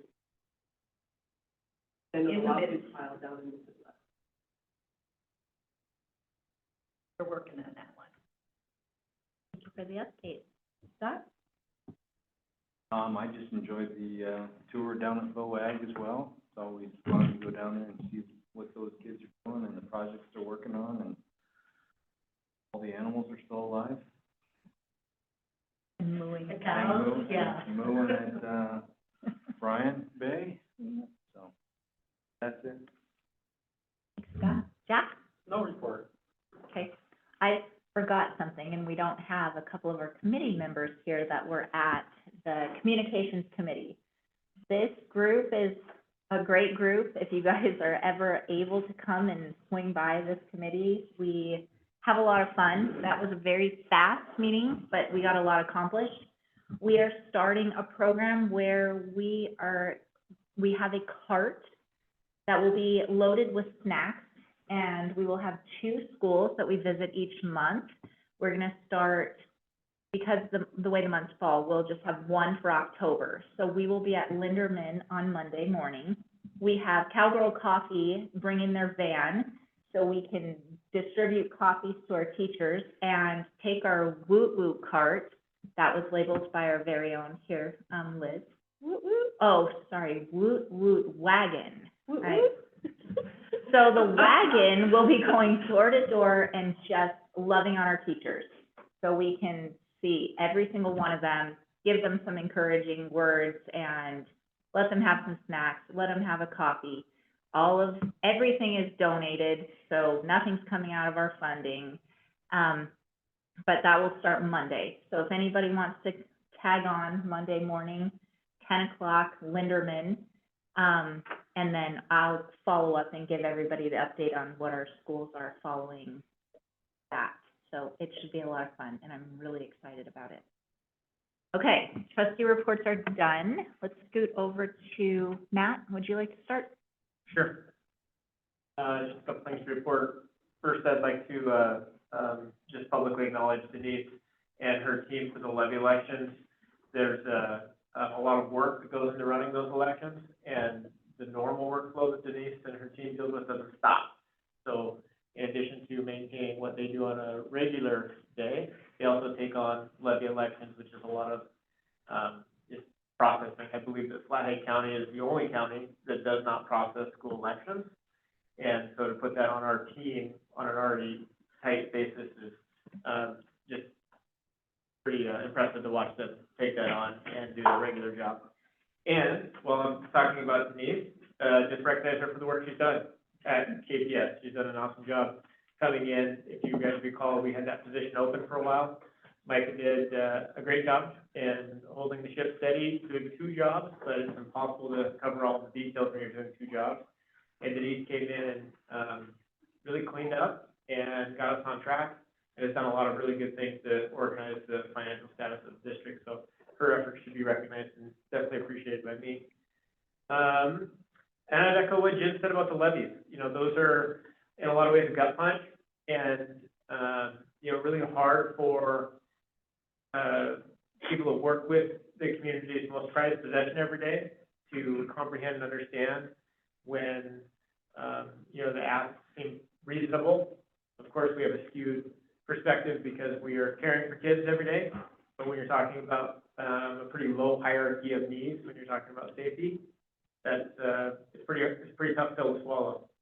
I'd also say with the tech levy on the elementary side, just so everybody's remembering clearly, that's a levy that is expiring and sunsetting.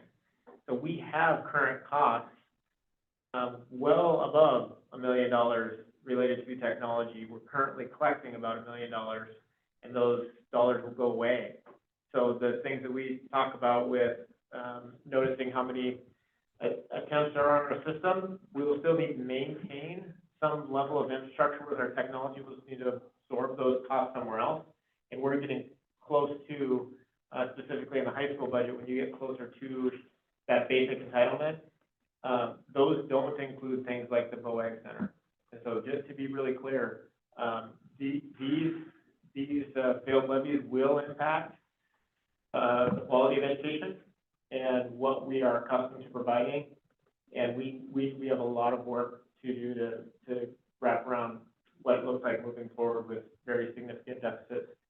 On a more positive note, to follow Jim's thread as well, I'll shift gears. Last week, we were able to meet for the first time with what we put together as a visioning and oversight committee. And what we did was we reached out to a group of legislators and a group of educational experts across the country and the legislators from Montana. And we said, we want somebody to audit our thought process as we're designing personalized competency-based education in Kalispell Public Schools.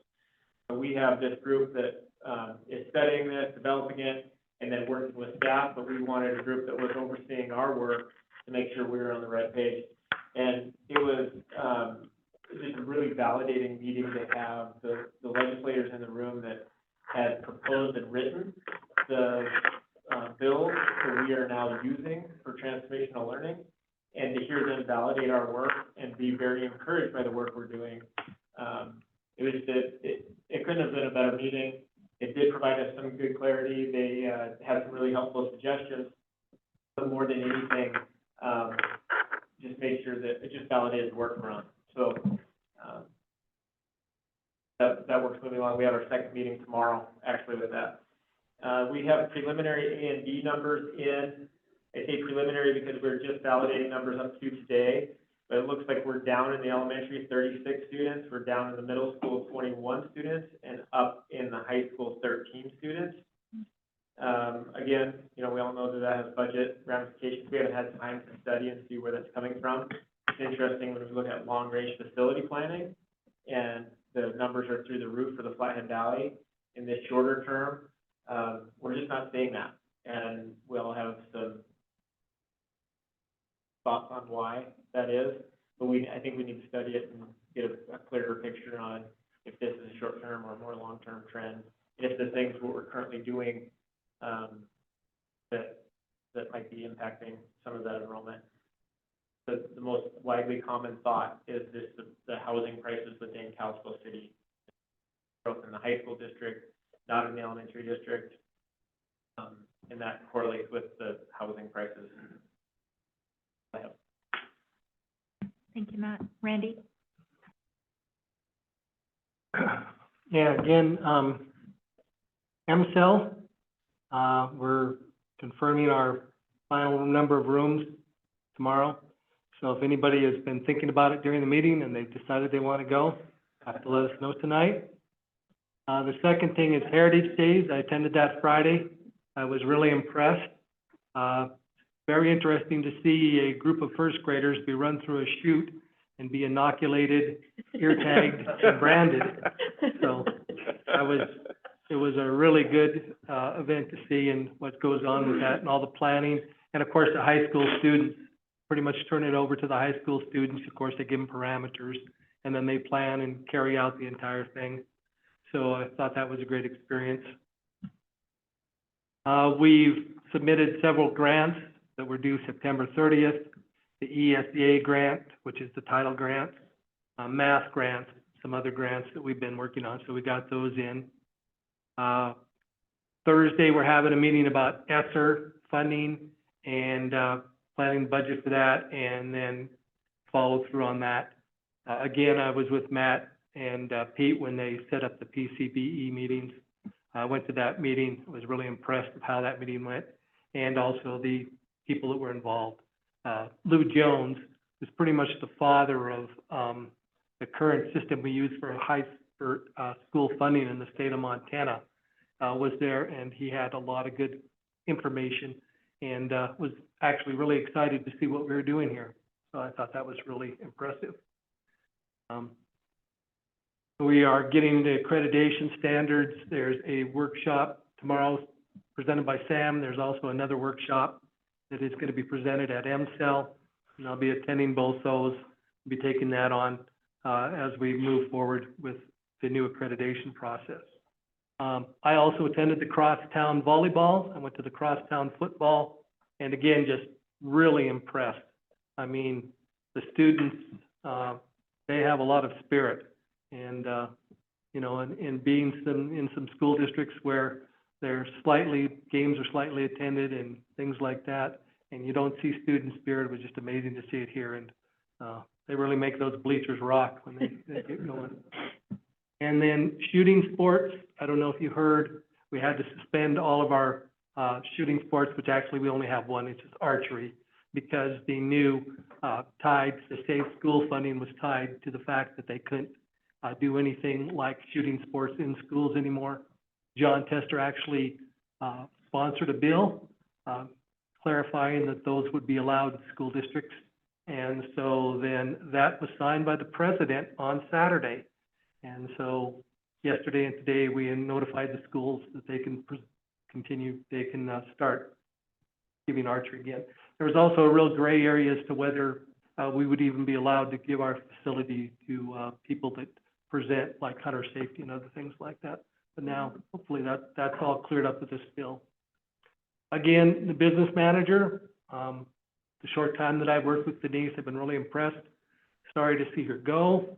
As Heather mentioned earlier, we started advertising today. We have it closing November 2nd. Interviews November 10th. We'll set up an interview team as that progresses. We hope to have a recommendation to the board for a hire at the November 14th meeting. And then also, we are actually also going to be looking at a plan B. What if we can't fill the position at this point, what we're going to do? So hopefully we'll get that out there and we'll generate some interest. With those two things, with Denise leaving and with the failure of the levies, it really creates urgency on the school district to start looking at budgeting. Actually, we had a central staff meeting on Monday, and Matt came up with a list of things that we need to consider, and we're all working on that list as throughout the week goes, editing and adding things that we may think we need to add, and finding further things that he brought up on his list. But it's going to be a process. It's going to have to be pretty compact because we want to have Denise involved in it too before she leaves and get some good information out there. So we're going to work as a team. It's going to impact the entire school district.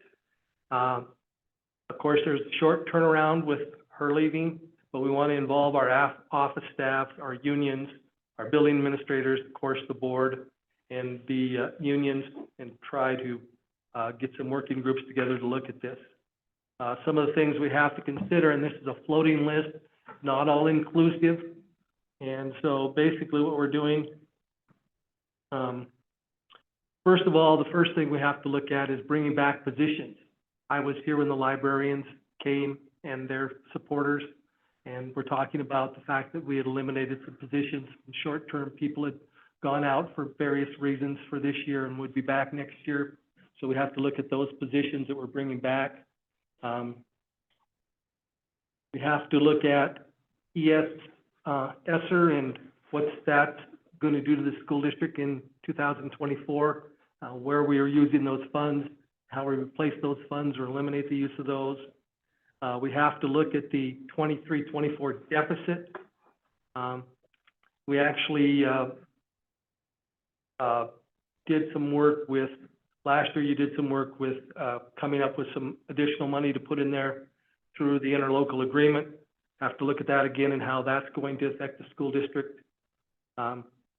And as Jen said, security audit findings, we just can't ignore those, even though we didn't get the funding for it. We have to look at what additional work has to be done there, and also how are we going to address those things that are in that security audit. You know, we actually have an obligation to address them now that we have an audit. And so since there's not going to be additional funding for it, where does that funding come from and how do we address that? Of course, the next one is the elementary technology, as Matt said, and we all know it expires on June 30th, 2024. That's $1 million. And so how are we going to absorb that into the general fund if we have to? Are we going to try again for another levy? And, you know, that has to be considered. And then also, you know, we're not just going to say we're going to cut $1 million in technology. It's going to be a domino effect. You have to take it, if we have to take it into the general fund, it'll be affecting all middle elementary programs. We have certified staff negotiations plus 2 other unions this year. That's a big part of the picture that we're going to have to consider. You know, that would be additional funding that has to come out of the general funds that we have, and whatever that is solved. We also have to do some looking at positions for our non-union employees, our exempt employees.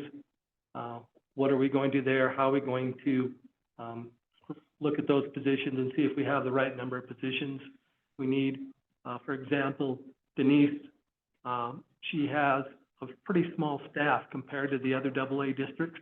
That's one area that we're going to have to look at since she is leaving. What does that do for the rest of those positions? When we hire a new person, do we also look at, do we need additional staff in that area? And that's just one area. You know, charter schools, that's one of the reasons why we're looking at it, is not only for the benefits of the students, does it create additional funding, so we're gonna be going through all of that. We have to review our multi-year district agreements that we have. What effect is, if we have funding problems, what does that effect has on those? And then, of course, grant funds versus general funds. We have to really be able to explain that to the community, because we know we're doing transformational learning and we're doing proficiency-based learning. You know, those things, where does that money come from? We have to tell them that it's a grant and you can't mix the funds.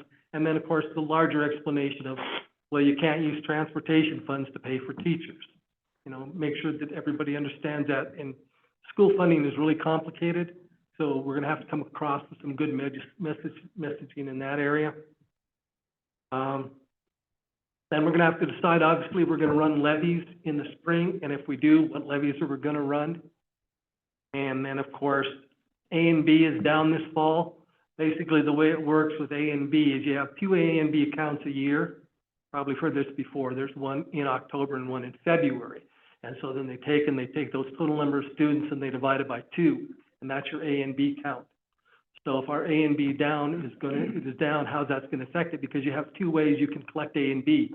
You can collect A and B based on what your natural number of students are, if they're higher, and if they're lower, then you use a 3-year average. So that's gonna have to be figured out. We're gonna have to make some estimates there of where we're gonna, how that's going to affect us. Other things that we have to consider is our insurance, health insurance increases for next year. Obviously, they're gonna have to come out of the general fund, and how we're going to deal with that with the district's percentage. We also have to look at the health insurance overall, because it's currently running as a deficit, and then we have to make sure that we'll look at that. Obviously, part of that plays in with the statewide insurance fund that they're trying to create. You know, our insurance, when we do our insurance funds, health insurance funds, we don't get any additional money for that. The counties, they can levy what the actual increase is in their insurance. But the districts can't do that. It has to come out of our general fund, whatever that increase might be.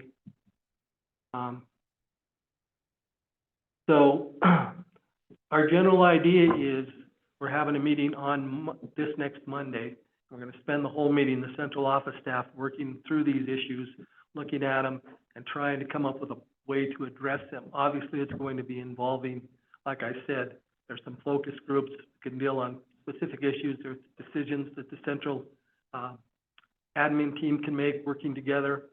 But our general plan is what we talked about at the meeting is we're going to try to have a preliminary budget and maybe kind of speak about how we would like to address these type of things at the November 14th meeting. And then actually, again, with Denise's timeline, is trying to get everything done on a much shorter timeline. Maybe have, look at final budgets in January, for example. And of course, work through December and try to get all this to you. It's going to be an interesting task and a lot of time consuming, a lot of different issues as I spoke about that we're going to have to look at. You know, not all based on the levy failures, but that's certainly going to be a huge part of it and really impact the district much greater than people might realize. You'd get that out there that, hey, there are a lot of things that we have to look at in the overall budget picture. Thank you, Randy. So we have all of that, and then on top of it, superintendent search, and there's a lot. Take a breath, Jen. Denise, did you want to give an update? Yeah, there were a couple of things I wanted to talk about tonight. Actually, none of it about me, but I wanted to talk about the election, just to give you a follow-up of my perspective of the election. I know, irrespective of the results, the process, I can report that the process was better. We were done counting at 10:15, which was a major goal for me because previous to elections, we ended at 1 a.m. and at 3 a.m. So we were trying very hard to, you know, just try to make the process of running the election more efficient, more timely. We found out about some laws we were aware of, such as you can start preparing the ballots for county the Thursday prior to election day. We didn't know that last time around, so we implemented that this time, and we're able to take about half of the ballots that were ready to be counted on Monday because we were able to start that work earlier. So just learned a lot of things. I've tried to document all of that so that when the May election comes around, we have procedures in place. Sherry, in particular, was instrumental this time because she recruited 4 new people for us to use during the election, and she actually pitched in to be in on the county or the resolution board. So we just expanded our election worker staff. I think that, between doing that and kind of having a plan in place for future elections, that, we will be better at conducting them. All that said, I still think the county should run the elections. It's their specialty. If we can do it, they can do it. That's my latest reason. If we can do it, they certainly can do it. I would push for them, and I plan to have a conversation with Debbie Pearson, but I would like for them to at least pilot Kalispell schools in conducting just our election, because their reasonings are, we've got X number of districts in the county, there's too many, they're all different ballot styles. Okay, so start with the biggest one, and then start adding, at least make an attempt to try. I don't know how far I'll get with that, but I still think that I would recommend that the board every year request that the county conduct the election, just keep asking. But I don't know what the other answer is. Maybe connect with commissioners, and with, the clerk and recorder to see if they are willing to at least make little baby steps in that direction. So that's just my 2 cents on that. With respect to the budget, all the things that Randy said that need to be done with the budget, that needs to happen whether I'm leaving or not. I mean, and really the timeline needs to be sooner than later. I mean, I'll be here the end of December, and I would think that the majority of that work needed to be done by then anyway. So, I'll, double down on that work. I've chosen not to go to MCEL in person. I think those 3 days out of the office are better spent in the office. I've switched my registration to virtual so that I can at least attend, and they don't give refunds anyway. I already know that. So, but they're very nice about switching that over, and I'll just do what I can. I have a priority list. On the top of it is getting this budget work done, because I think that's going to be the most time-consuming and extensive work. So, anyway, thank you. Thank you, Denise. We don't want you to go. Can you give everybody, what was that number that you said was, our undeliverable ballots?